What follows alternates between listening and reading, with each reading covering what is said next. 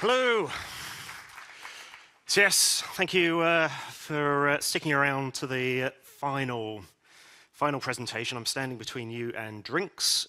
Classic statement for the last presentation. So I do some video stuff. Formally, that's Director of Engineering. If you want to track me down, I did this last year, you'll find me looking a bit like this on LinkedIn. If you want to find me writing some code, I kind of look a bit like a pirate. That was about 2016. More recently, I gained some Viper stripes and got married. And because this is the year of Gen AI, if I was dressed as in traditional Swedish clothing, apparently I would look a bit like this. So I work for a company called ITV, which hopefully some of you have heard of. We're the UK's biggest ad-funded public service broadcaster. Half of our revenue comes from advertising, which, as you can imagine, this year has been particularly tough. We've talked about that in some of the earlier presentations. And the other half of our business is in content production through our ITV Studios business. Now, we have 5 live channels, and we've got 18 regional channels for ITV1. So there is complexity to effectively personalize these channels based on region in the UK, and we've recently brought that to our streaming application, ITVX, which is now got 15,000 hours of VOD content. We've added 11 fast channels, which is down a little bit from what I presented last year when we had 20 channels. So what we've done is learnt that some of those things are just not valuable enough for the amount that we're spending to produce them. But what we have now introduced is pop-up channels. So we've got a range of sports events and live news that will occur at various points during the week.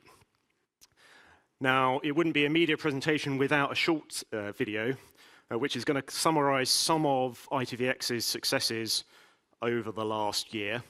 This is a bit of an exclusive, the marketing team tell me. It's going to be shown at a major festival in the near future.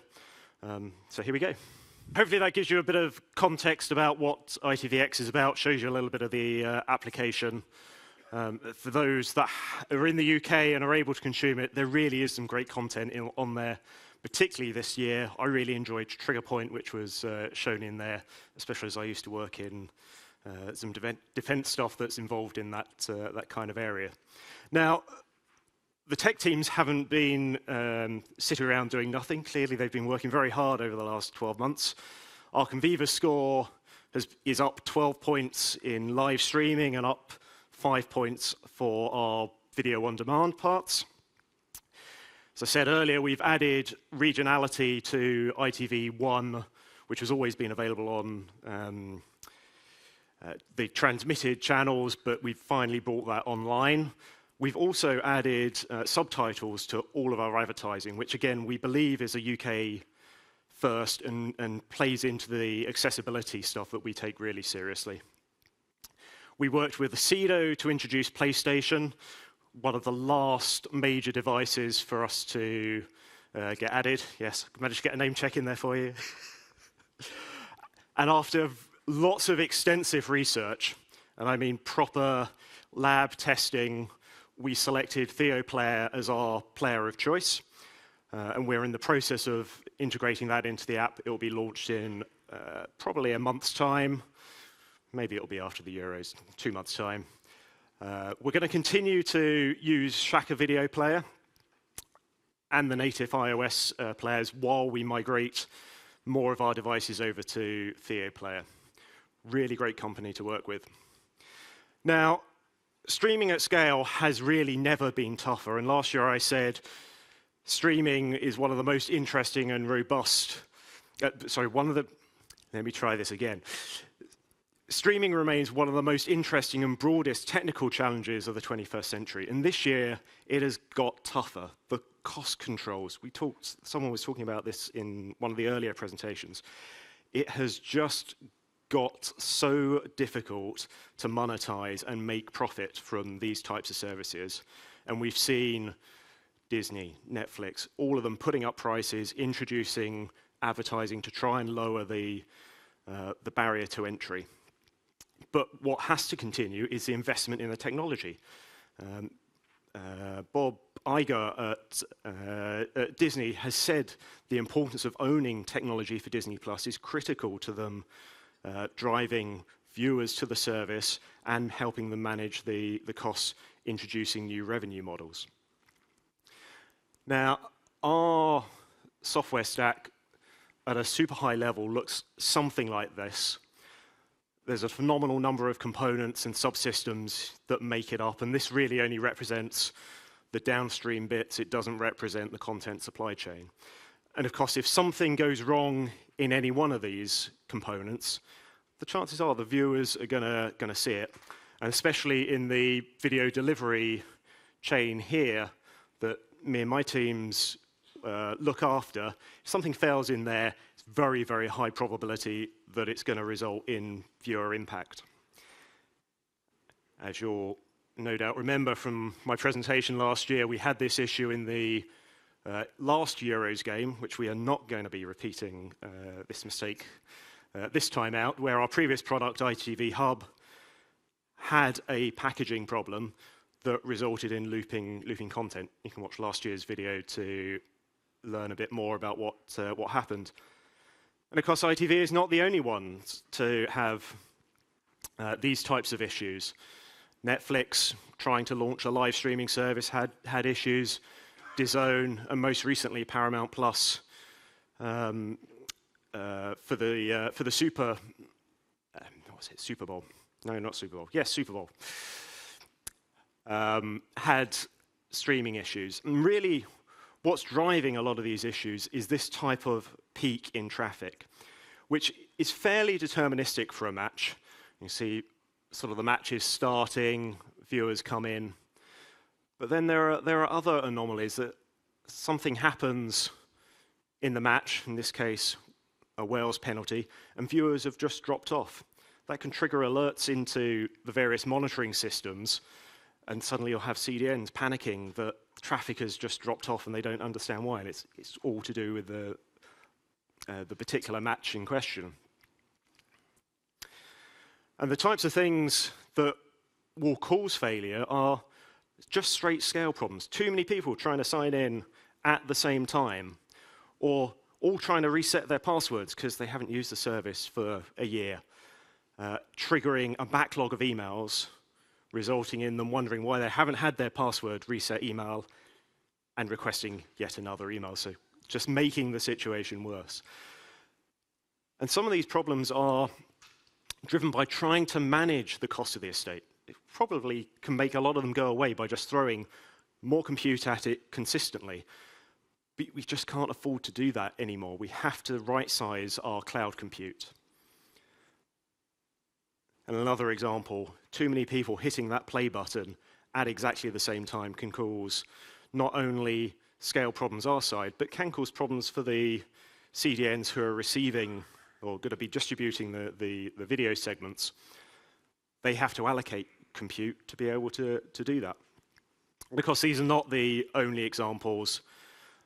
There can be problems in the content curation. So an editor could put something into, in our case, Contentful, that messes up something in the user interface that can't be interpreted. We have to build robust checking to try and ensure that that doesn't take place. There can be localized ISP issues. One CDN vendor might choose to route traffic in a particular way that that ISP isn't ready for. We can have head-end problems or origin shielding problems, whereby the origin just receives too much traffic when the origin shield should be protecting it. We can have situations where the media lives, for example, can suddenly have a host that goes unhealthy, and you have to, Amazon have to replace it. That can interrupt the video chain.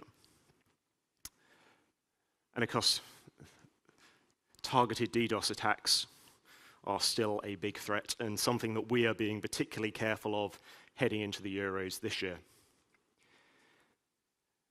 Now, one of the primary techniques we try to use is just writing good code from day one. So we really think about that code quality very carefully, and we try to think about the failure scenarios up front, requiring a good level of system thinking. And of course, all of that testing is critical. Guys from FX Digital were talking about that kind of final level of testing, but there's a whole range of unit testing and sort of intermediary system testing that is really, really critical as well. All of this is far easier said than done, and for clarity, ITV do not get all of this right. But one of our primary techniques that we use to try and mask failure is graceful degradation or failing with dignity, whereby we'll put in plenty of these sorts of fail-safes. This is an example of if there's an error trying to make a personalized recommendation, maybe our recommendation service is down, or we've got another coding error from another system, rather than just throw an error to the viewer or show no movies at all, better to try and show something static, so the top 10 movies, rather than their particularly personalized list of movies. And getting that kind of stuff right really is the domain of an architect or people who are looking at the end-to-end system, how it hangs together, and driving that systems thinking with the teams. And of course, at ITV, we try to be ready for every disaster with our super simple streaming stack, also known as S4.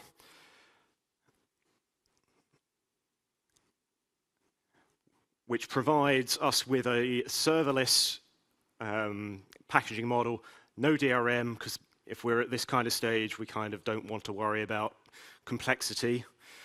Remove all the ads, distribute it on one CDN, lower the resolution to make sure that we're not going to cause any additional problems.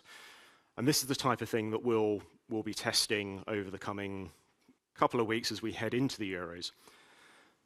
Now, the more of these sorts of mitigations that we put in place, the greater the risk of failure, because more code always means greater risk, but it massively increases the cost.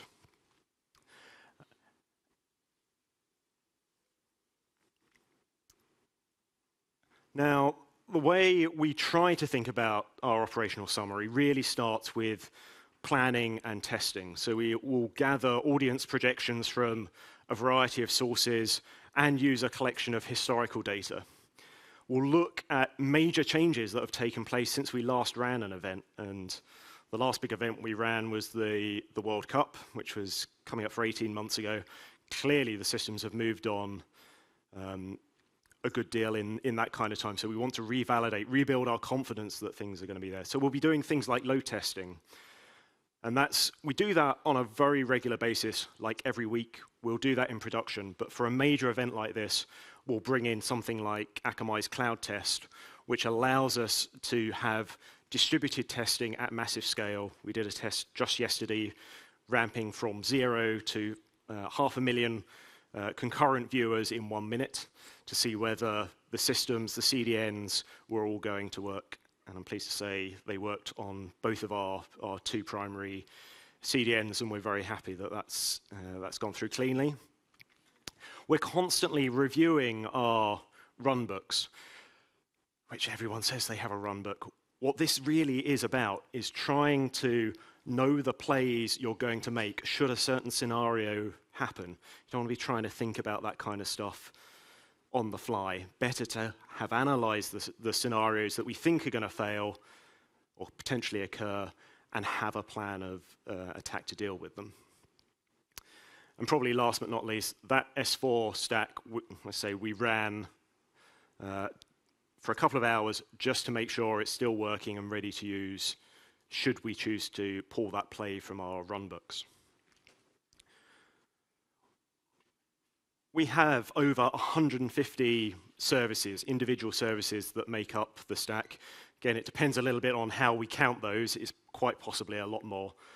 We have to manage what's going into production. So good, continuous Deployment techniques, going through all of that testing, good pull request, code reviews right at the very beginning, and of course, writing good code in the first place. It really is critical to managing our operations and getting the operational stability that we want. Something I've worked very heavily on is getting an operational control plane, so a single place where we can control how ITVX is responding under certain scenarios. It gives us the ability to lower bit rate and so on. I've got a bit more that I can talk about on that later. We use LaunchDarkly to help provide that tooling. Monitoring and thresholding is something we partner with Conviva and Splunk, and obviously use AWS tools like CloudWatch. This also includes people sitting watching screens in a kind of NOC type environment to see whether the video is coming through. Yes, we can automate some of that. Sometimes it's better to just have human eyes, particularly for big major events. And the results of that monitoring and thresholding, the direction of travel for us is starting to push that into PagerDuty so that it can call the right people at the right time. And there's some interesting AI in there. So if we can get the whole system, each of those 150 services wired up to the right monitoring, triggering the right alerts for their individual service in PagerDuty, it can then work out how far upstream the fault is and call out that team rather than trying to call out the front end team who probably cannot fix the problem. And then last but not least, communication is the key to life. We use Slack and the good old phone call. We also push a lot of our alerts directly into Slack, which is not an alerting tool, as I try to tell the ITV teams very regularly.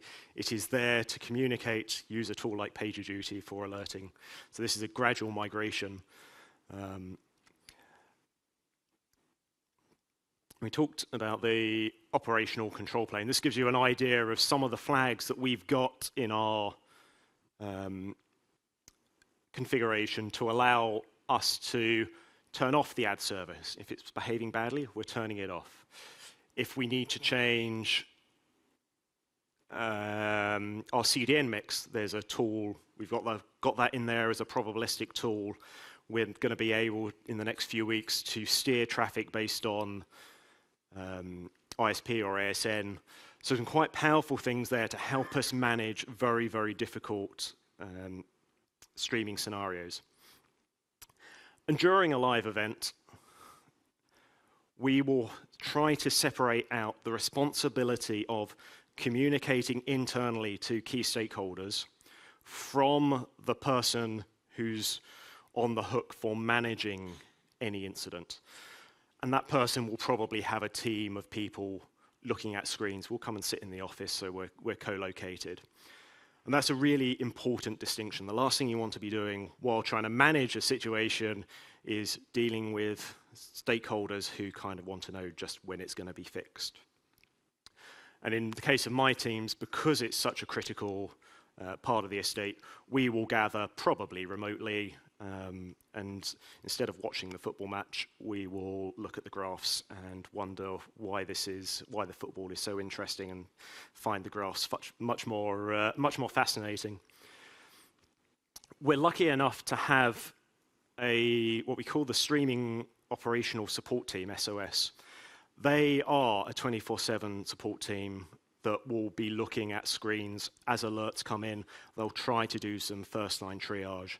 And for a major Ison event, they will have a whole range of devices all set up, streaming, so that we can try and spot any glitches in the streams as early as possible. Again, yes, there are tools that will look at the screens, use computer vision to try and flag those things, but there's nothing better than having the key devices all streaming at the same time. And then for a small set of the matches, we will pay for the suppliers to do something similar. They will be there looking at their own numbers and communicating those back to us. It's nearly drinks time. So in summary, ITVX has grown massively, bit of self-promotion there. It's been a really interesting journey to go on. When you're doing this stuff yourselves, plan for that failure. It is going to happen one way or another, and write down what you're going to do should the worst happen. Those runbooks really are critical. Try to get the basics right. It is software, it is complicated, but making sure it's well tested, written in a good way. Plan in the flexibility and compromises that you might need to make. You'll see bitrate reduction was one of the options we've got there. So if an ISP were to say to us, we can't handle this volume of traffic on our backbone, we've got the ability to compromise our viewer experience by capping the bitrate on that particular network. And automate as much of that failure detection as possible. Human eyes are great, but you'll probably know earlier upstream from that raw system alerting and monitoring.